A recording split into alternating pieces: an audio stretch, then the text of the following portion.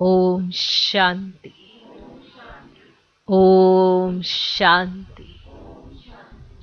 आज की तारीख है 25 मई 2022। साकार महावाक्य। बाबा कहते, मीठे बच्चे, नींद को जीतने वाले बनो, नींद को जीतने वाले बनो। रात को जागकर ज्ञान चिंतन करो, रात को जागकर ज्ञान चिंतन करो। बाप की याद में रहो तो खुशी का पारा चढ़ेगा, बाप की याद में रहो तो खुशी का पारा चढ़ेगा। बाबा कहते, मीठे बच्चे, नींद को जीतने वाले बनो, रात को जागकर ज्ञान चिंतन करो। बाप की याद में रहो तो खुशी का पारा चढ़ेगा। आज का प्रश्न, भारत में अनेक छुट्टियां होती हैं, है ना? और किसी देश में इतनी छुट्टियां नहीं होती हैं। भारत में अनेक छुट्टियां होती हैं, लेकिन संगम युग पर तुम्हें एक सेकंड की भी छुट्टी नहीं मिलती है। क्यों? भारत में अनेक छुट्टियां होती हैं, लेकिन संगम युग पर तुम्हें एक सेकंड की भी छुट्टी नहीं मिलती है। क्यों? उत्तर, क्योंकि संगम का एक एक सेकंड मोस्ट वैल्यूबल है। क्योंकि संगम का एक एक सेकंड मोस्ट वैल्यूबल है। इसमें श्वासोश्वास बाप को याद करना है, इसमें श्वासोश्वास बाप को याद करना है। रात दिन सर्विस करनी है, रात दिन सर्विस करनी है। आज्ञाकारी वफादार बन, याद से विक्रम विनाश करके इज्जत के साथ सीधा घर जाना है। आज्ञाकारी वफादार बन, याद से विक्रम विनाश करके इज्जत के साथ सीधा घर जाना है।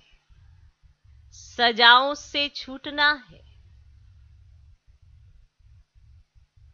सजाओं से छूटना है। आत्मा और शरीर दोनों को कंचन बनाना है, आत्मा और शरीर दोनों को कंचन बनाना है।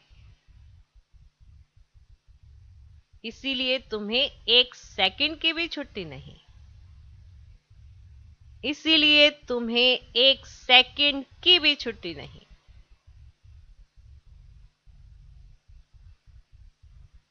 जैसे ये बात समझ में आ गई, उसे एक सेकंड की छुट्टी चाहिए भी नहीं, क्योंकि ये बहुत वैल्यूबल समय है।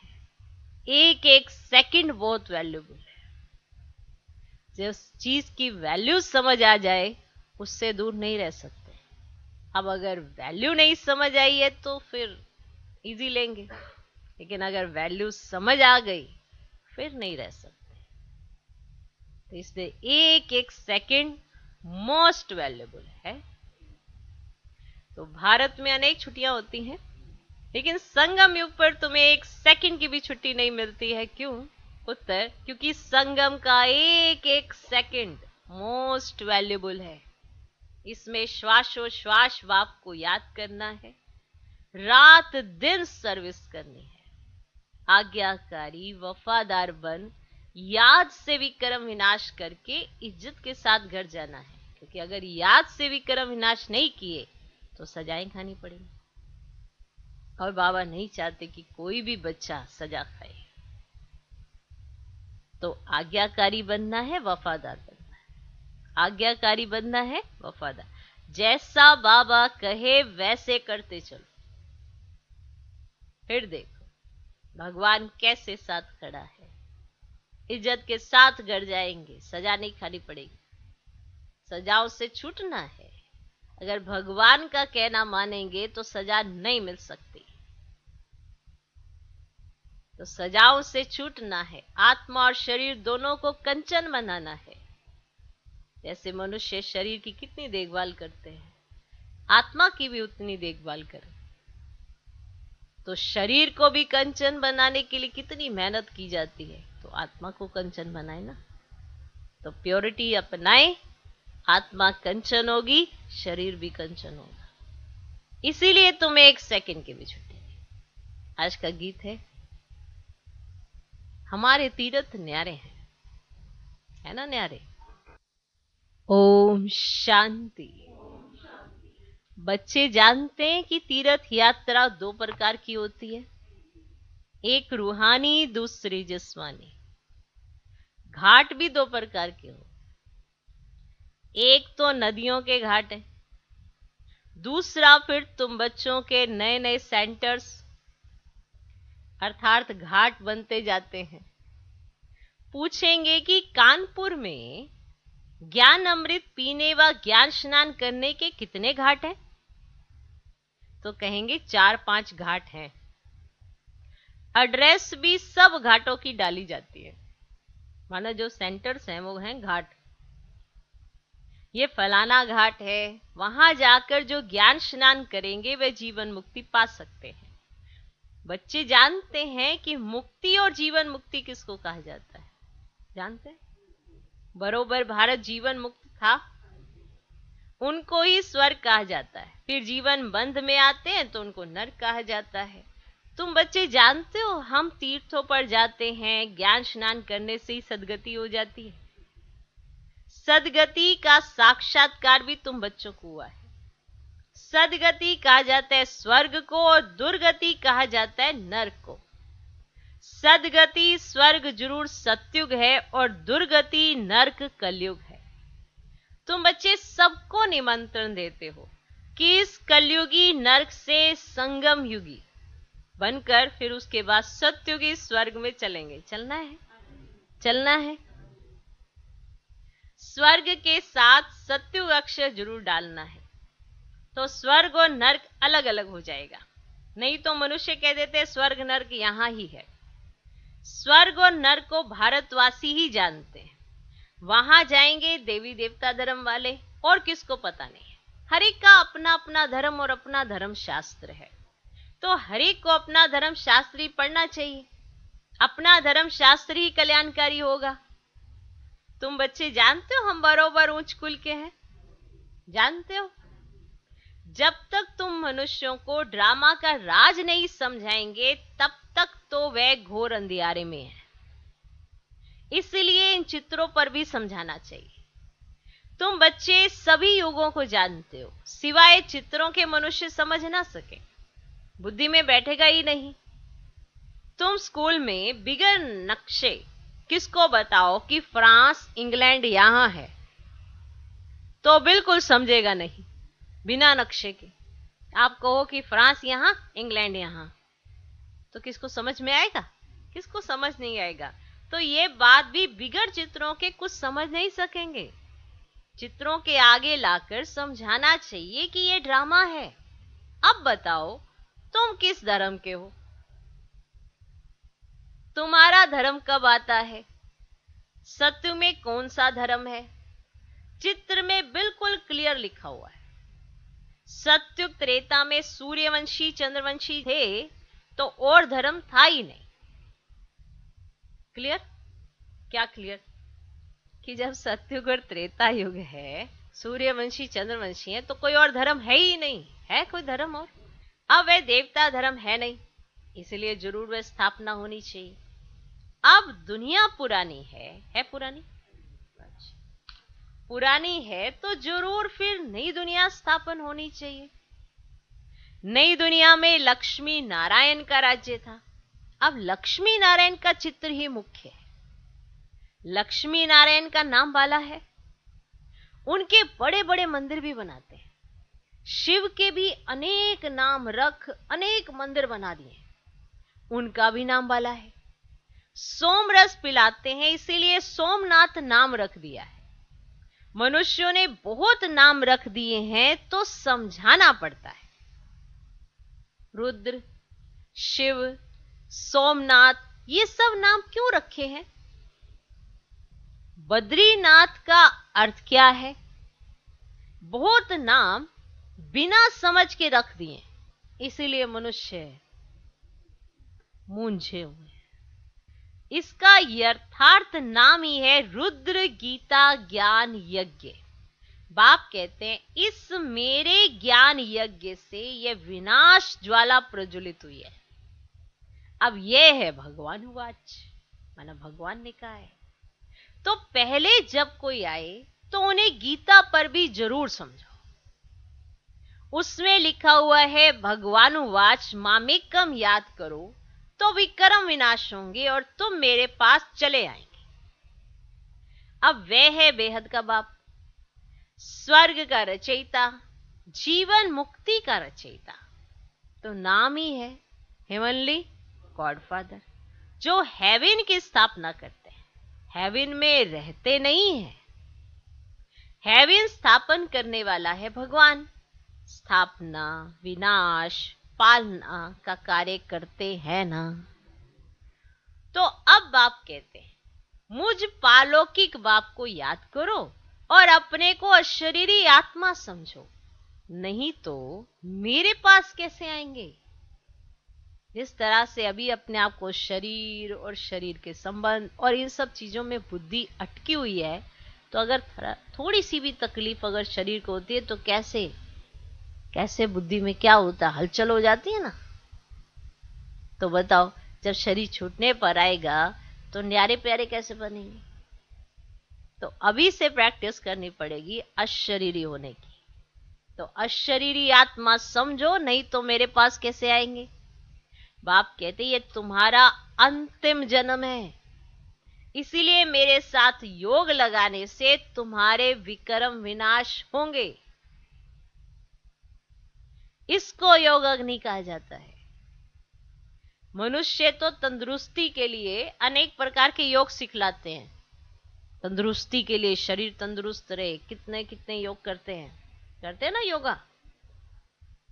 अब पालौकिक बाप कहते हैं मेरे से योग लगाओ और इस ज्ञान की धारणा करो तो तुम्हारे विक्रम विनाश होंगे और फिर मैं तुमको सत्युग बैकुंठ की बादशाही दूंगा। तो मानना चाहिए ना, मानना चाहिए ना। बाप कहते हे नींद को जीतने वाले बच्चे, नींद को जीत कर बाप को याद करो, क्योंकि तुमको मेरे पास मेरी निराकारी दुनिया में आना है। अगर कृष्ण होता तो कहता मेरे बैकुंठ में आना है। जो जहां का वासी होगा वहां की तो मंजिल दिखाएगा ना। तो निराकार बाप कहते हैं तुम मुझे याद करो तो मेरी निराकारी दुनिया में आएंगे। मेरे पास आने का यह एक ही रास्ता है। अभी तुम बच्चे हो मुख वंशावली, कुख वंशावली और मुख वंशावली अक्षर बिल्कुल सहज है। अभी तुम कहते हो बाबा मैं तेरा हूं, मैं भी कहता हूं हां बच्चे तुम मेरे हो, तो अब तुम मेरी मत पर चलो। देखो हमने कहा बाबा हम आपके, बाबा ने कहा हां बच्चे मैं भी तेरा, तो कहना भी तो मानना पड़े ना। हम सिर्फ इतना ही कहेंगे कि बाबा मैं आपका, बाबा कहेगा मैं आपका, बस इतना कहने से हो जाएगा क्या? इतना कहने से वो शक्ति नहीं मिलेगी जो करने से मिलेगी। कि आपने कहा बाबा मैं तेरा, बाबा ने कहा हाँ बच्चे मैं तेरा, अब क्या करना है? जिसको आपने अपना कहा है उसका कहना मानो।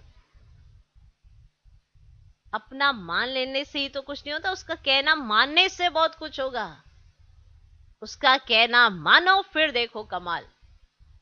तो इसीलिए बाबा कहते मेरी मत पर चलो।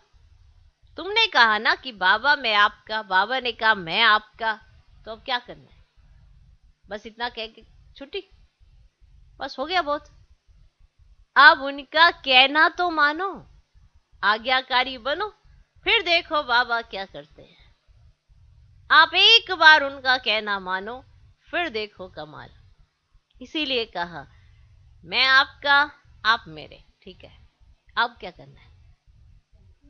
अब मेरी मत पर चलो, जो मैं राय दूं, जो मैं कहूं वो करो, फिर देखो कमाल। तुम जानते हो भारत जब स्वर्ग था तब बाकी इतनी सब आत्माएं कहां थी? मुक्तिधाम में। वहां है ही एक धर्म, इसीलिए ताली बजती नहीं। माना ऐसे नहीं कि परम धाम में सब अलग अलग, वहां पे कहेंगे हाँ अच्छा हिंदू, अच्छा मुस्लिम, अच्छा ये, वहां पे ऐसा कुछ नहीं है, सब एक है। तो लड़ाई झगड़े का नाम ही नहीं। ये लोग भल कहते हैं तो हम हिंदू चीनी भाई भाई, परंतु हैं कहां? सिर्फ मुख से ही कह रहे हैं ना हिंदू चीनी भाई भाई, परंतु हैं कहां? ये तो लड़ते रहते। गाते हैं पतित पावन सीताराम, तो जरूर खुद पतित हैं, तब तो गाते हैं कि हमसे कोई और है जो पावन है और जो हमें पावन बना सकता है। इसीलिए तो उसे बुलाते हैं, उसी याद करते हैं। पतित पावन सीताराम, माना खुद तो पतित है ना, तभी तो गाते हैं। तो सत्युग में तो है ही पावन दुनिया, तो वहां ऐसे नहीं गाएंगे पतित पावन सीताराम, पतित पावन सीताराम। वहां नहीं गायन किया जाएगा, ना ही वहां पे ये गीत होगा, क्योंकि वहां पे तो सभी पावन ही पावन है। पतित शब्द ही नहीं होगा। ये पतित दुनिया है तब गाते हैं। जब दुख है तभी तो सुख की चाहना है। जब है ही सुख तो दुख की क्या अनुभूति, और फिर उसकी चाहना भी क्या। पतित है दुनिया, पतित है तब गाते हैं। पावन दुनिया कहा जाता है सतयुग को, पतित दुनिया कहा जाता है कलयुग को। यह भी मनुष्य समझ नहीं सकते। कितने मलिन बुद्धि हैं, हम भी समझते नहीं थे। तमो प्रधान बुद्धि होने से सब भूल जाते हैं। जैसे बुद्धि में तमो प्रधानता हावी हो जाती है तो हम ये सब कुछ भूल जाते हैं। बाप कहते तुम बिल्कुल बेसमझ बन पड़े हो। तुम कितने समझदार थे, तुम सो देवता सतो प्रधान थे, अब बेसमझ शूद्र तमो प्रधान बन पड़े। तुमने स्वर्ग में कितने सुख पाए। तुम भारतवासियों का ऊंच से ऊंच कुल था देवी देवताओं का, अब तुम कितने तुच्छ नरकवासी बने हो। ये बाप ही आकर अपने बच्चों को कहते हैं। बच्चे फील करते हैं बरोबर हम सो पूज्य देवता थे, फिर पुजारी बने। बाबा ने कितना समझदार बनाया था, कितना समझदार बनाया था, अब फिर बना रहे। बेसमझ हो गए तो बाबा ने छोड़ा नहीं, फिर से समझदार बनाने बाबा आया है, फिर से समझदार बना रहे हैं, फिर से बना रहे हैं। अब ये बातें रात को चिंतन कर बहुत खुशी में आना चाहिए। अमृत वेले उठकर बाबा को याद करो और ये चिंतन करो तो खुशी का पारा बहुत चढ़ेगा। जब तक चिंतन नहीं करेंगे, देखो चिंता की चिंतन नहीं करना है, जो भगवान ने कहा है उसका चिंतन करो। क्या थे अब क्या बनना है उसका चिंतन करो। क्या बन गए उसका चिंतन करने के लिए जरूरी नहीं है, अब क्या बनना है उसका चिंतन करो। उस पर विचार करो कि अभी हमें क्या करना है, उसके बारे में सोचो। जो पास्ट हो गया वो भूल जाओ, अभी आगे का सोचो कि आगे क्या करना है, उसका चिंतन करो बाबा कहते हैं।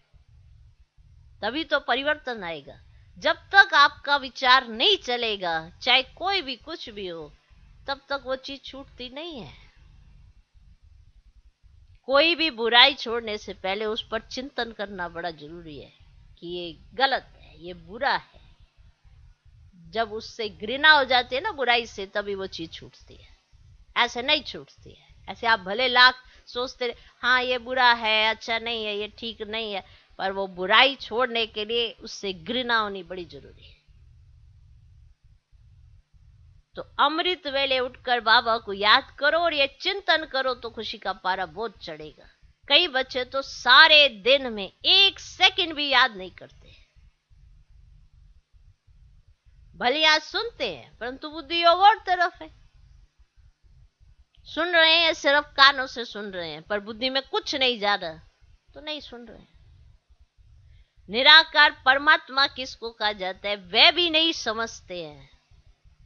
स्कूल में कोई कोई 2-3 बार भी नापास हो पड़ते हैं, आखिर पढ़ नहीं सकते हैं तो फिर स्कूल ही छोड़ देते हैं। यहां भी पढ़ाई समझ में नहीं आती तो छोड़ देते हैं,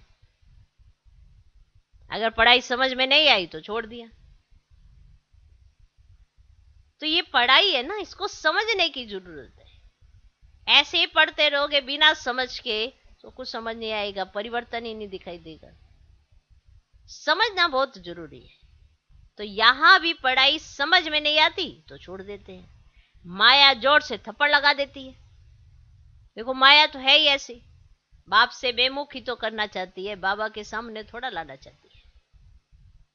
वो तो चाहती है कि आप आपका हाथ छोड़ दें, क्योंकि उसका राज्य चल रहा है। तो वो क्यों चाहेगी कि आप उसके राज्य से बाप के राज्य में चले जाएं, बाप की गोद में बैठे? क्यों चाहेगी? आप क्यों दुख की दुनिया छोड़ के सुख की दुनिया में जाए? इसीलिए बार बार आपको दुख की दुनिया की तरफ ही घसीटती है। तो माया तो जोर से थप्पड़ लगाती है। विकार का घूसा लगा और सत्यानाश। माया ऐसी प्रबल है, बड़ी दुष्टर है। तुम्हारी बॉक्सिंग कोई मनुष्य से नहीं है परंतु माया से है ना। ऐसे ऐसे विचार आएंगे जो नहीं आने चाहिए, जो श्रीमत प्रमाण नहीं है। तो फिर ये क्या है? बॉक्सिंग ही तो चल रही है, किसी मनुष्य से थोड़ा है कि मनुष्य ने किसी ने घुसा मारा, आपने भी घुसा मार दिया। ये तो बॉक्सिंग चल रही है माया से। आप कहेंगे उठना है, बैठना है, बाबा की याद में रहना है, आप उमंग उत्साह लाने की कोशिश करेंगे, माया आपका उमंग उत्साह कम कर देगी। नहीं नहीं, अभी तुम थके हो, अभी ये नहीं हुआ, अभी वो नहीं हुआ। कमजोरी वाले संकल्प जितने भी हैं वो सब माया के हैं। हम उसको मार्जन देते हैं ना कि तुम हमें कमजोरी के संकल्प दे। भगवान रोज सुबह आकर हमें कितने श्रेष्ठ संकल्प देते हैं, फिर भी वो नहीं आते हैं। कमजोरी के संकल्प कितनी जल्दी आ जाते हैं। तो ये बॉक्सिंग है। हम माया पर जीत पाते हैं, इसके लिए तुम बच्चों को बहुत पुरुषार्थ करना चाहिए। डरना नहीं है माया से। क्यों डरना? जिसका साथी स्वयं भगवान हो उसे डरना नहीं चाहिए। अब ये लाइन को ऐसे गाना नहीं है, जिसका साथी स्वयं भगवान, उसे क्या रोके आंधी तूफान। अब आंधी तूफान आती है तो उसमें क्या करते हो? उसमें तो डर के बैठ जाते हो। तो डरना नहीं है, पुरुषार्थ करना है। जब पुरुषार्थ करोगे तो नशा भी तुम्ही को चढ़ेगा, खुशी भी तुम्ही को होगी। ऐसे ही तो बाबा ने कहा ना, बाबा मददगार है पर पुरुषार्थ बच्चों को करना है। क्योंकि जब पुरुषार्थ करके बाबा की मदद मिलती है ना, तो जो नशा चढ़ता है, जो खुशी होती है, वो उसी आत्मा को पता होता है। तो बच्चों को बहुत पुरुषार्थ करना चाहिए। जितना हो सके रात को जाकर विचार सागर मंथन करना चाहिए। क्यों करना चाहिए? प्रैक्टिस हो जाएगी एक तो आपकी, ऊपर से आपको नशा भी चढ़ेगा। और नशे में आत्मा क्या नहीं कर सकती, सब कुछ कर जाती है। थकावट नहीं होती है नशे में। ये थकावट होती तब है जब माया की सुनते रहते हैं। तो जितना हो सके रात को जाकर विचार सागर मंथन करना चाहिए, प्रैक्टिस हो जाएगी। भगवानुवाच सभी बच्चों प्रति है, सिर्फ एक अर्जुन प्रति नहीं। सभी युद्ध के मैदान पर है। बाप सभी बच्चों को कहते हैं, बच्चे रात को जाग कर मोस्ट बिलवड बाप को याद करो तो विक्रम विनाश होंगे और ज्ञान की धारणा भी होगी। विक्रम विनाश होंगे और ज्ञान की धारणा भी होगी, नहीं तो जरा भी धारणा नहीं होगी। याद में तो बहुत शक्ति है। क्या नहीं कर सकते आप? सब कुछ कर सकते हैं। जो ऐसे दिखता है ना कि नहीं कुछ नहीं हो सकता, वो भी हो जाता है आपकी याद से। ड्रामा तक बदल जाता है। अब आप सोचेंगे ड्रामा कैसे बदलेगा? आपको दिख रहा है कि अब ऐसे ही होना है, अब आपको तो पता नहीं है कि कल परसों क्या होना है, पर आपने सोच लिया कि ऐसे ही होना है। अब वो जो कल परसों होना है वो तो ड्रामा में अंदर है ना। वो जब कल परसों आएगा तो ही तो बात प्रत्यक्ष होगा। अब वो कल परसों में क्या आएगा वो आपके आज के पुरुषार्थ पर निर्भर करेगा कि आज आपने कैसा पुरुषार्थ किया। तो कल परसों का जो चैप्टर है वो ड्रामा वैसा ही खोलेगा। तो बाबा की याद और ड्रामा का साथ क्या नहीं कर सकता। सब कुछ होता है, सब कुछ हो सकता है। और अगर याद नहीं, विक्रम विनाश नहीं होंगे तो ज्ञान की धारणा नहीं होगी, और जब ज्ञान की धारणा नहीं होगी तो आत्मा कमजोर होगी, डरेगी, माया का एक घूसा लगेगा तो घबरा जाएगी। तो ज्ञान की धारणा चाहिए, नहीं तो जरा भी धारणा होगी नहीं। अगर मेरी आज्ञा का उल्लंघन करेंगे, मेरे को याद नहीं करेंगे तो बहुत सजाएं खानी पड़ेंगी, क्योंकि अभी डायरेक्ट भगवान समझा रहे हैं। ईश्वरीय डायरेक्शन मिलते हैं ना, मिल रहे हैं ना ईश्वरीय डायरेक्शन। मैं तुम्हारा बहुत मीठा मीठा बाप हूं। हम कहते हैं बाबा आप बहुत मीठे हो, तो बाबा भी चाहते हैं कि उनका बच्चा भी बहुत मीठा बने, श्रीमत पर चलते हुए। श्रीमत के विपरीत मीठा बनने की कोई जरूरत नहीं है, माया ले जाएगी। श्रीमत पर मान मीठा बनना, क्योंकि बाबा हमारा मीठा है। तो बाबा याद कराते हैं, मैं तुम्हारा बहुत मीठा मीठा बाप हूं, मेरे को याद करने से तुम मेरे पास आ जाएगी। सजा खाकर फिर आना, ये तो ठीक नहीं है, ये तो ठीक नहीं है ना। सजा खाकर फिर आना, सीधा आने से इज्जत मिलेगी, इसलिए मेरी आज्ञा का उल्लंघन मत करो। मैं तुम्हें आज्ञा देता हूं बच्चे ऐसा करो, और आप एक बार उसकी आज्ञा पर चल के देखो, कमाल ही कमाल हो जाएगा। आज्ञा ना मानने वाले को निंदक कहा जाता है, और यह है सच्चा बाबा, सच्चा सतगुरु, तो उनकी आज्ञा माननी चाहिए ना। शिव बाबा तो बहुत मीठा है, आत्मा और शरीर दोनों को ही कंचन कर देते हैं। कंचन काया सिर्फ तंदुरुस्ती को नहीं कहा जाता है कि सोचे कि कंचन काया है माना वो तंदुरुस्ती का साइन है एक तरह का, नहीं। आत्मा भी प्योर और शरीर भी प्योर, उसको कंचन काया कहा जाता है। अब शरीर से कोई तंदुरुस्त पर आत्मा तंदुरुस्त नहीं है, तो भले शरीर में कोई रोग ना हो तो भी आत्मा बोझिल बोझिल, क्योंकि उसको मन का रोग इतना लगा हुआ है। एक तन का रोग, एक मन का रोग, और दोनों रोग की वजह से आत्मा कैसे निरोगी हो सकती है। तो कंचन काया सिर्फ तंदुरुस्ती को नहीं कहा जाता, आत्मा भी कंचन माना गुणों से परिपूर्ण।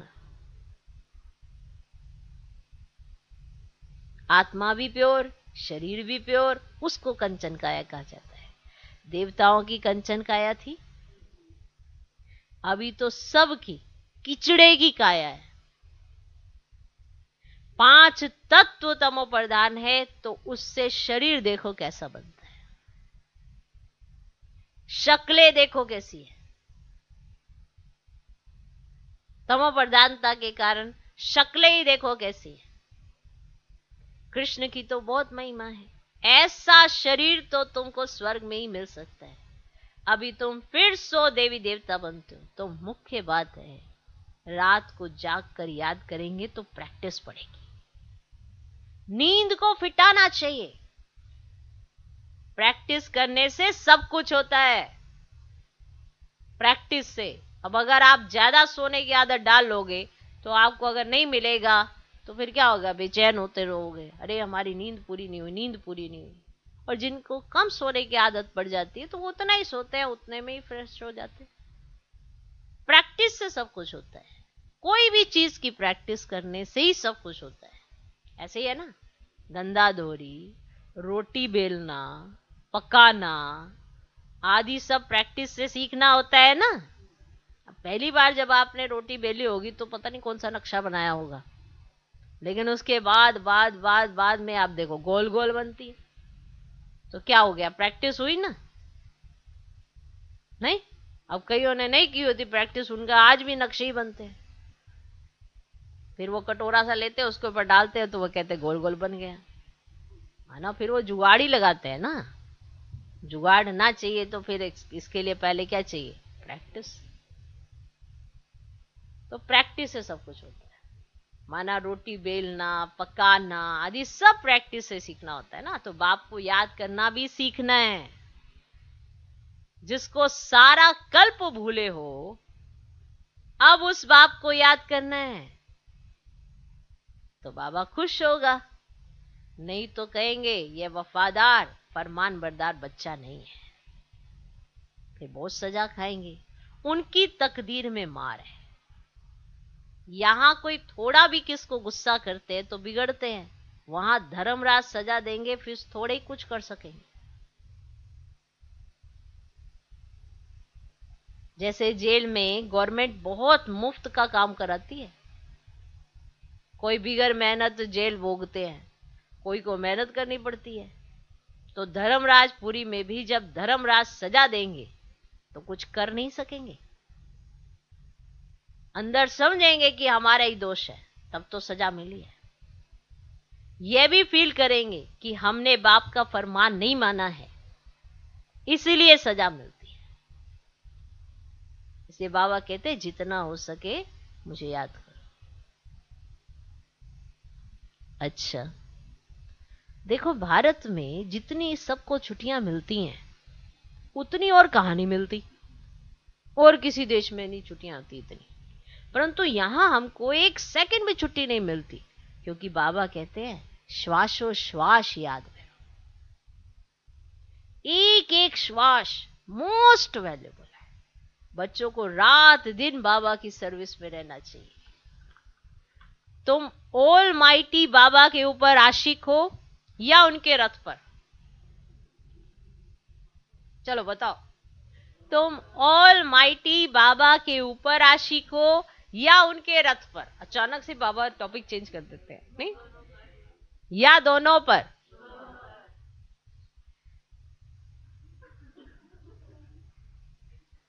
अरे तुम ऑल माइटी बाबा के ऊपर आशिक हो या उनके रथ पर, या दोनों पर? जरूर दोनों पर आशिक होना पड़े। बुद्धि में यह रहेगा कि वह इस रथ में है, उनके कारण तुम इस पर आशिक हुए हो। शिव के मंदिर में भी बैल रखा हुआ है, वह भी पूजा जाता है। कितनी गुह्य बातें हैं जो रोज नहीं सुनते, वह ना कोई बातें मिस कर देते हैं। रोज सुनने वाले कभी फेल नहीं होंगे, मैनर्स भी अच्छे रहेंगे। बाबा को याद करने में बहुत बड़ी प्रॉफिट है। फिर उनसे भी बड़ी प्रॉफिट बाबा की नॉलेज को याद करना। योग भी प्रॉफिट, ज्ञान भी प्रॉफिट। बाबा को याद करने से तो विक्रम विनाश होते हैं और पद भी ऊंच मिलता है। जहां बाबा रहते हैं वह है मुक्तिधाम, ब्रह्मलोक। लेकिन सबसे अच्छा है ये ब्राह्मणों का लोक। सबसे अच्छा है ये ब्राह्मणों का लोक। अब ब्राह्मण जनेऊ जरूर पहनते हैं, चोटी भी रखते हैं, क्योंकि बाबा हम ब्राह्मणों को चोटी से पकड़ ले जाते हैं, इसीलिए चोटी पहनते है ना। चोटी इसीलिए रखाई जाती है, जनेऊ माना प्रतिज्ञा, व्रत रखा होता है। चोटी भी रखते हैं क्योंकि बाबा हम ब्राह्मणों को चोटी से पकड़ ले जाते हैं।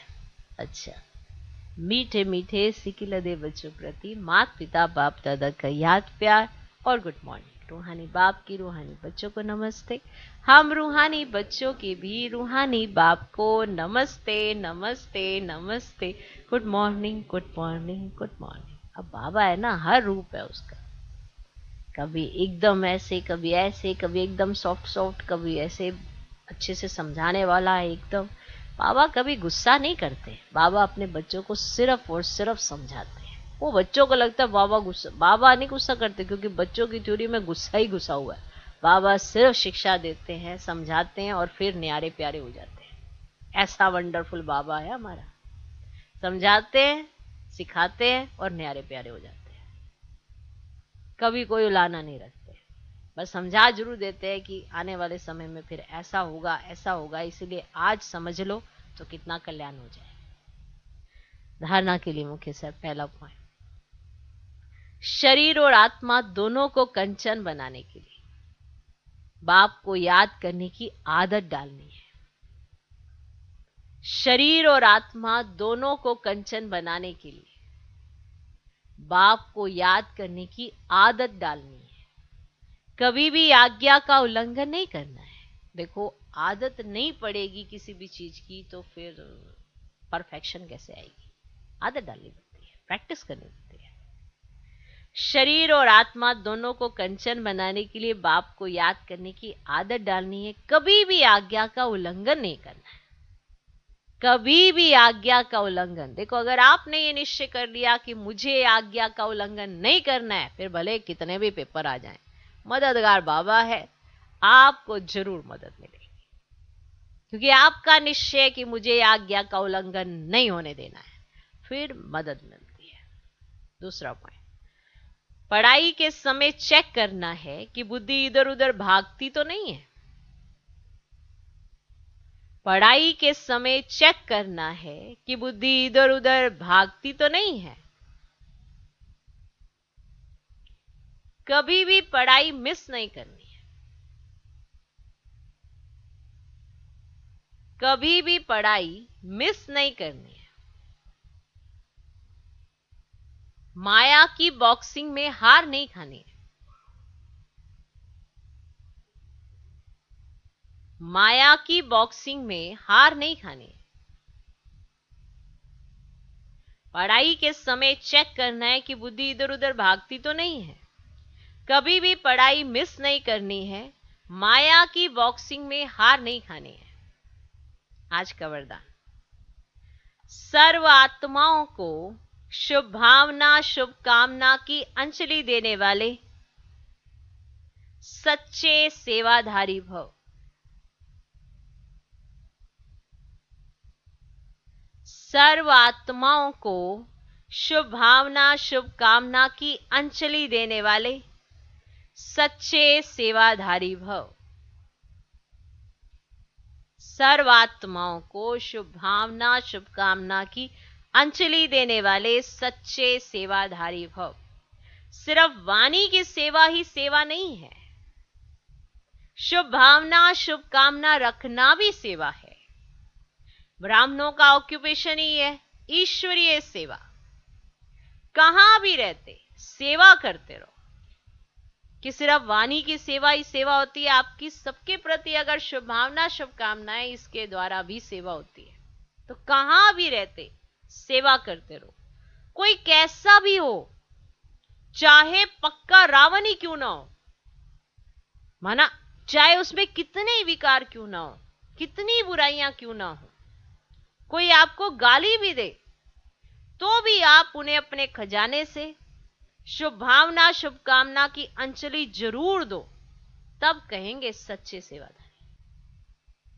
आज का स्लोगन, पवित्रता ही ब्राह्मण जीवन का मुख्य फाउंडेशन है।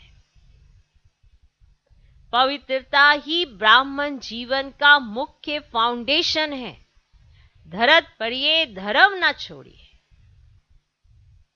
धरत पर ये धर्म न छोड़िए।